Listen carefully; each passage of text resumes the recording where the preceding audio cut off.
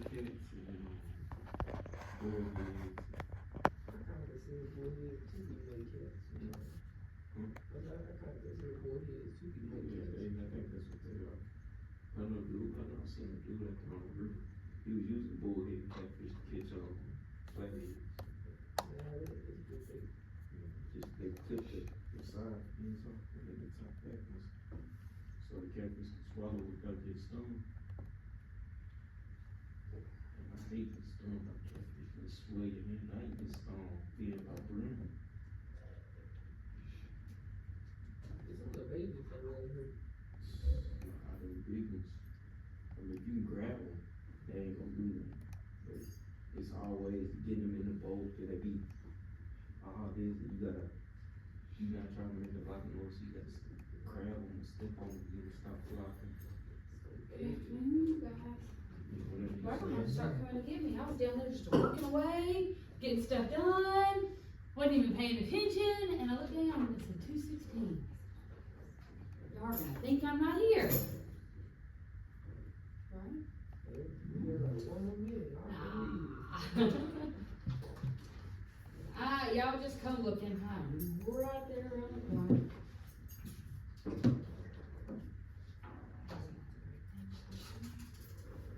Alright guys, how are y'all? On Thursday afternoon. Alright. Same.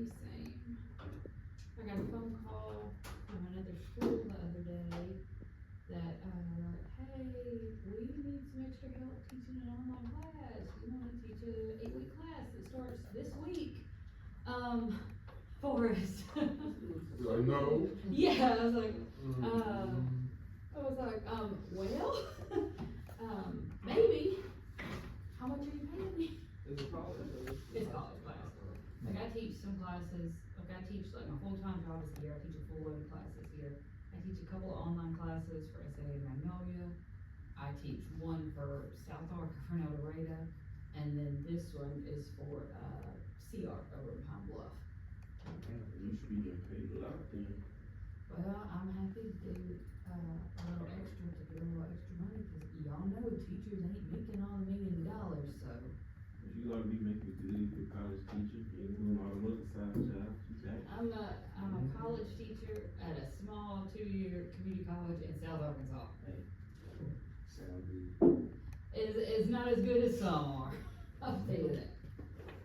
The ones who teach, like, even for like community colleges, if you're gonna you can make really, really good money teaching at a community college. The best paying one in Arkansas is Northwest Arkansas Community College, it's up in Fayetteville. And it is a 2-year school that is so big that it is essentially like 4-year school.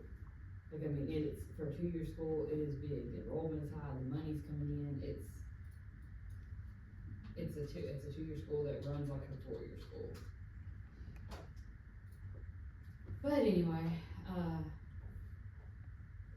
so that's what I was working on. I told her I would do that second 8 weeks class, and I was trying to get that all set up, and I was like, I got my kids here that are my priority, but that's what I gotta focus on. That's all. Alright, so,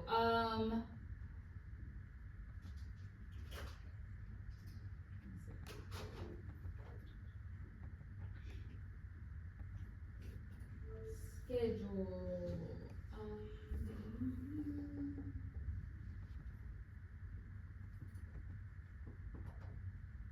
alright, today is the 16th, guys. This month is moving on along. Alright, so today we are going to talk about visuals with chapter 10. What's a visual? Picture. Anything that has a visual component that's not text, like it's not words. So we'll talk about visuals today, about creating visuals and using and incorporating visuals into technical documents. This one, when we come in next Tuesday, next week, both, next Tuesday and next Thursday, we'll talk about chapter 12.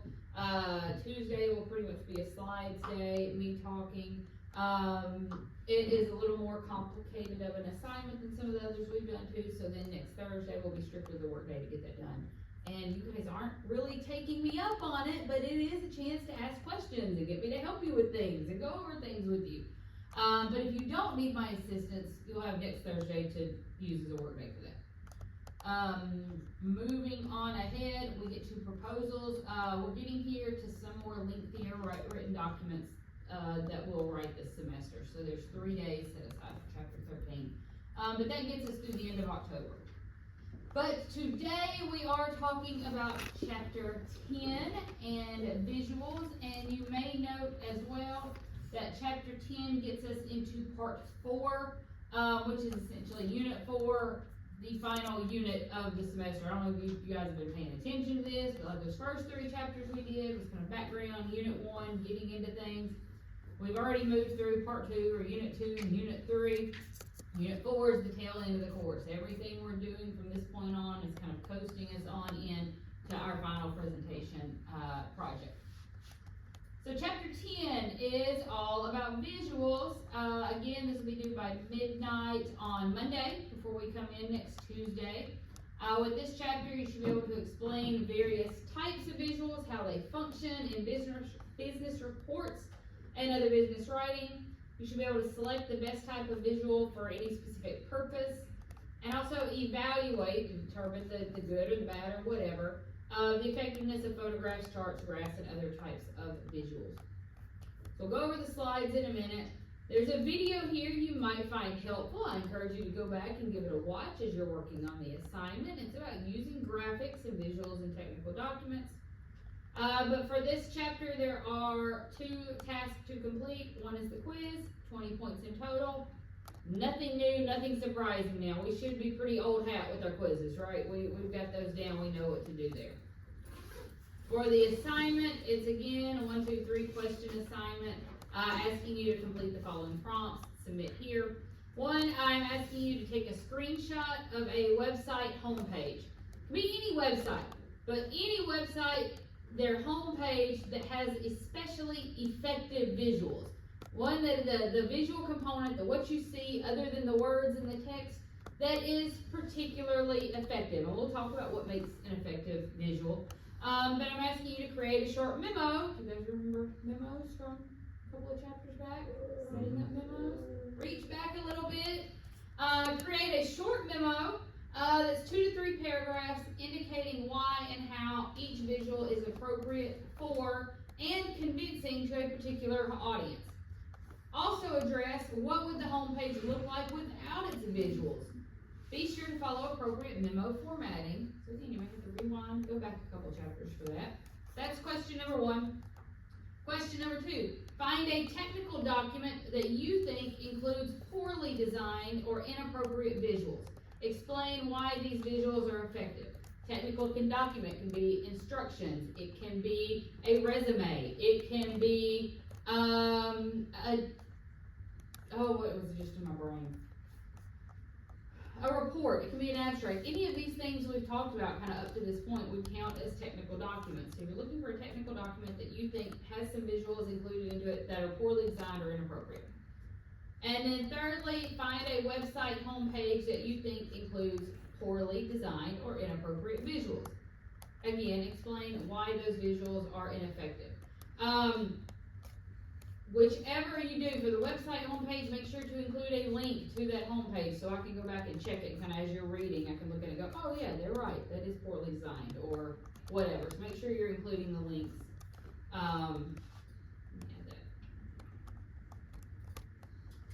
Be sure to include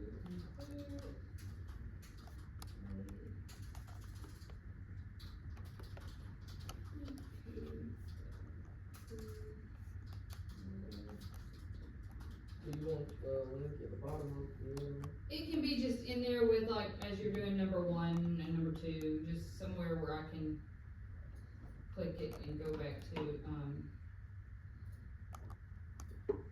what you're looking at.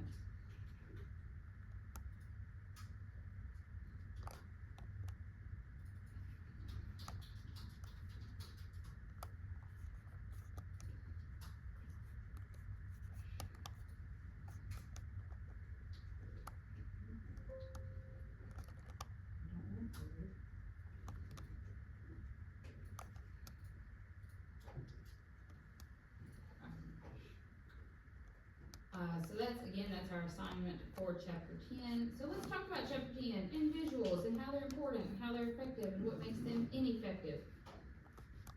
We all like pictures, right? We all like it when we're giving something dense to read, and then suddenly there's a break from all the text and you have pictures, right? Textbooks, when you're reading your textbooks, do you like it when you flip the page and half of it is a picture rather than words? Right? We all like pictures and visuals. So again, the objectives for this chapter, as we just showed in Brightspace as well, by the end of this chapter, you should be able to explain the function of various types of visuals in business reports and other business writing. You should be able to select the best type of visual for a given purpose. There are different types of visuals. And you should be able to evaluate, determine how well or how poorly the effectiveness of different visuals, including photographs, charts, graphs, diagrams, things like that, how effective they are within the documents they're included in. So the purpose of visuals. Why does an instruction manual have a visual element in it? To see what you're doing, right? Like just the other day, we were having to put together like a little toy tractor thing for my kiddo, and had a bunch of pieces, and you got to put things in the right way, and my husband's like, here, you read the instructions, and I'll do it, and I am not good with those kinds of things, but I was telling him, I was reading, and then on the other side of the page, it had the pictures of what everything looks like. So I was reading it, and it was like, latch this here, or put this screw here, or whatever. And we'd be going along a few steps, and we'd be getting along, and everything's fine. And then I'd get to one, and he's like, what are you talking about? And I'd turn it up, I'd just hold it up, like, here's the picture. Here's the picture, you look, I can't describe it, but here's what they're showing in the picture. So those can be very helpful, right? To have a visual showing you what you're supposed to be doing. But essentially, visuals, what they work to do is they condense and summarize a large quantity of information into a relatively compact format. Think of how much information you can condense in just showing a picture of something that might take you a whole paragraph to write out in words. So a visual is especially effective because you can convey a lot of information relatively quickly in just one image that would be harder to convey or take more time to convey in text or in words. Visuals can also simplify and communicate concepts.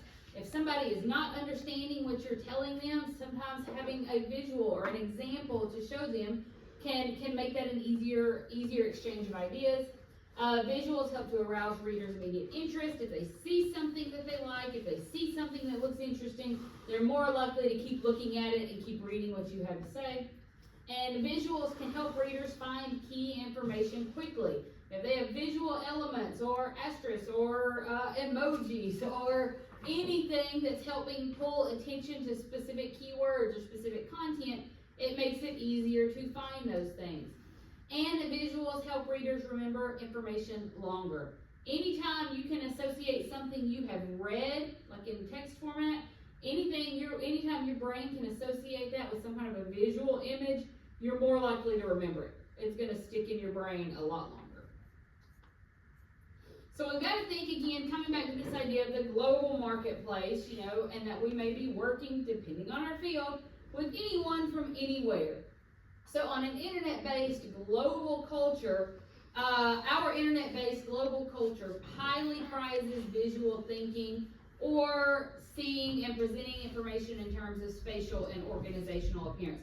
That essentially means it is good, it is valuable if you can present visual information in a well-organized, well-designed space. If you have a whole white page of a Word document and you cram 3 pictures up to the top of it, and you have a whole bunch of white space on the bottom, have you used your space efficiently? No, it's the spatial arrangement is not.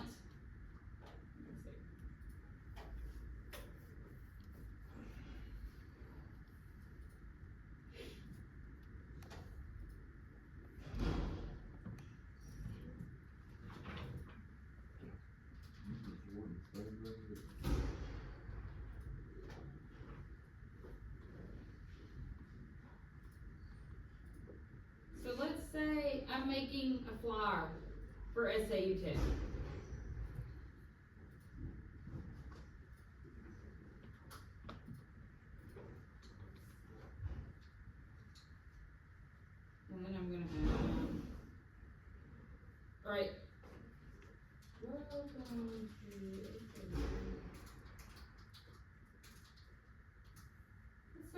That's my whole flyer. Is that visually appealing? Why not? Three of the same pictures? What else? Too small. The pictures are too small. What about the words in there? It's just very small. This is welcome to SA Tech. It's an odd number. There's an odd number. It looks, it looks uneven, right? I've got the 2 on one side and the 1 on the other side. It's all the same picture. So again, I'm not a visual designer, but I do know kind of some of the basics, right? You don't want to have the same picture over and over. Maybe one picture, make it a little bigger, make sure we get it centered.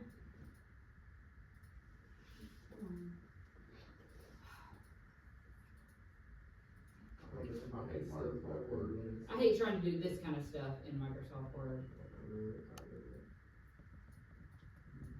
Slide over. Just click.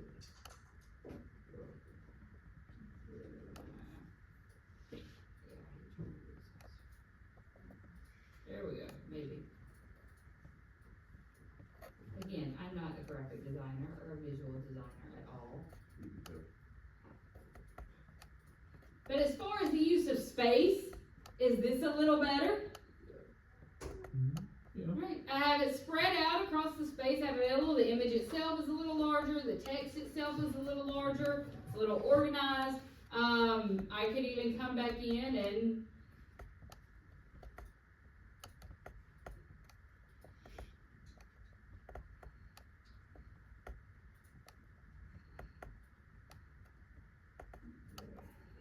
no, I don't want to do that. Again.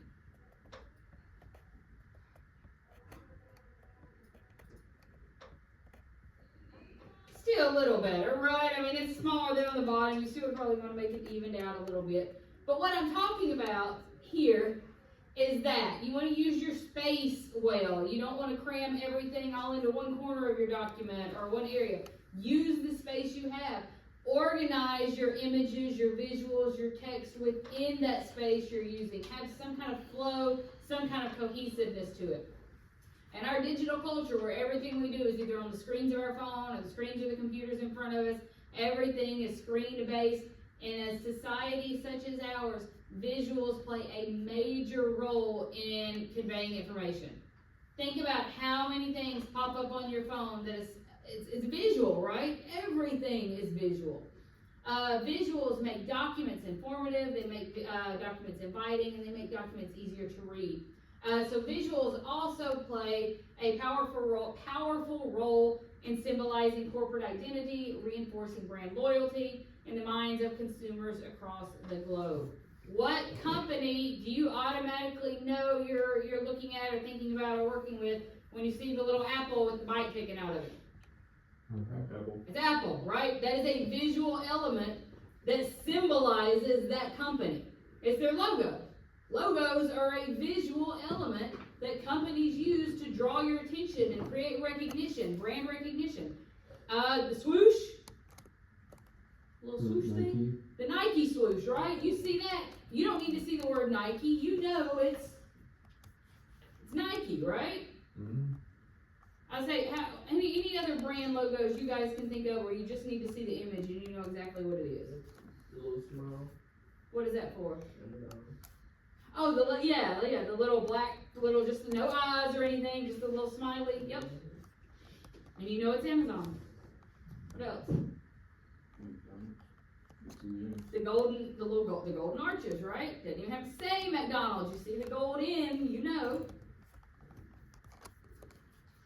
What about? The Walmart store. That's what I was thinking. The little Walmart star, the little orange thing there in the middle. It used to be in the middle of Walmart. Now it's kind of up above or below. They've reworked it a little bit. The little orangey thing. Y'all know the Walmart logo has changed over the last couple of years, right? Oh, yeah, flower star or whatever it was. I mean, that's yellow. Well, sometimes it's orangey. You know what I'm talking about. So like that, you can see that and know like that's Walmart, right? Yeah, that's what I'm talking about. Here's what I was doing.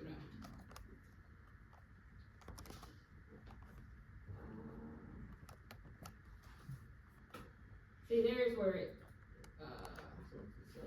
they moved it over to the side. Used to, yeah, the little star in the middle, that's what I was thinking about. Used to, they separated wall and marked, and then they ran it together, and then the little flower thingy, they made it just a little bigger and a little more bold. You think about the old Walmart. When I was a kid, this is the Walmart right in there. I remember seeing those on stores. I remember the brown logo when I was little, but this is mostly the logo from when I was a kid, when I was growing up. Think about the Walmart you feel like by Applebee's. Yeah, it was one of those, I think one of the brown Walmarts. Yeah, it was the brown Walmart, then that one right there. Then that one, And then. and is that when it moved over to the new, Yeah, where it that's was when they now? moved over there. cause I didn't ever know the Walmart here in Camden over there that was. It's all, since I've lived in Camden, it's been where it is now. Wait, what's the year it's on now? Which one, this one, The one beside, 92 to 08, yeah, that's after, and then this was 2008 to 2025, and then just this year they, you see they changed the blue, the color of the blue, changed the font a little bit, and made that a little different. But, you get the point, right? Those logos are a visual element that creates brand recognition, corporate identity. People are more likely to gravitate toward brands that they recognize and they know, so having an efficient and recognizable logo helps build consumer loyalty. So if you are working on some type of a document or something within a business and you need to create effective visuals, here's some things to keep in mind. You supply a visual only when it's relevant for your purpose and audience.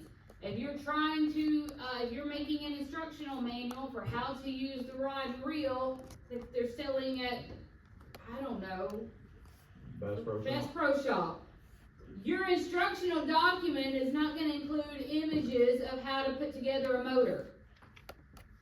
There's no instructions. They do hand it to you. Some of them have a little box, like when you buy the reel, not necessarily on the rod, but when you buy the reel by itself in a little box, it'll have a little. Yeah, it'll teach you like how to set it up. Yeah. Mm-hmm. You can buy the rod and reel all together, the reel already attached to the rod. You can buy a reel separate by itself, but it comes in a little box, usually about like that. They have instructions. How to attach it on there, how to get your line in there and all that. Yeah, just give me instructions on how to like take it apart. Hmm? I used to just remember instructions on how to take it apart, or if something go wrong, then. Maybe it depends on the ones you buy, I don't know. I've seen my husband open a few up, and that's the only reason I know. Cause he throws it off to the side, since he doesn't need it. It's one of the things you would know, and you don't, Cause I tell him, I'm like, you might wanna hang on to that, you're gonna need that later. Nah, you know what you're doing. he does, to his credit, he knows more than I do, I guess. Point being, if you're gonna have instructions for a reel or a whatever, the visual elements on it are gonna be relevant to that topic, right? You're gonna have pictures of the reel and how to set it up. You're not gonna have photos in the instructions for your reel of how to set up a motor or an engine or whatever, right? That would be irrelevant. You want it to be relevant to your purpose and your audience. You always use visuals in conjunction with, or alongside, or in part with written work. Visuals are never going to be enough to stand alone on their own. They are always going to appear with written work. They come together, they work together to help make both of themselves a little easier to understand. Don't include more detail in your visual than your readers need. There is nothing worse than having a visual element that just info dump on you, right? And you have to look really closely to see what it's actually saying, or there's too much information that it's trying to convey at one time. Don't do that. Visuals also should not simply repeat what is in your text. Whatever is written there, you're not just doubling up with the picture. The picture is supposed to add to it as an example or a visual representation of it. And you always want to make sure you size visuals carefully. Again, if you're trying to show in your picture how to do something really technical, really small, you want to make sure your photo, your visual is big enough that you can see those small things really carefully, right? Or really closely. Or else it's not going to do you any good.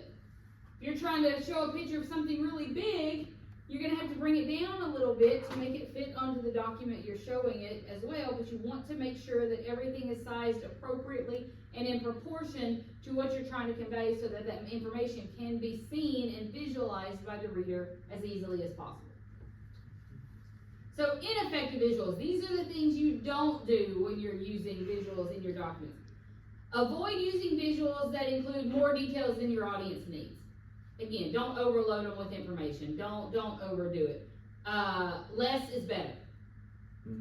Never use a visual that distracts from your work. Again, the visual should always be used to help, to aid, to assist in the task that you're trying to complete. It should never be a distraction.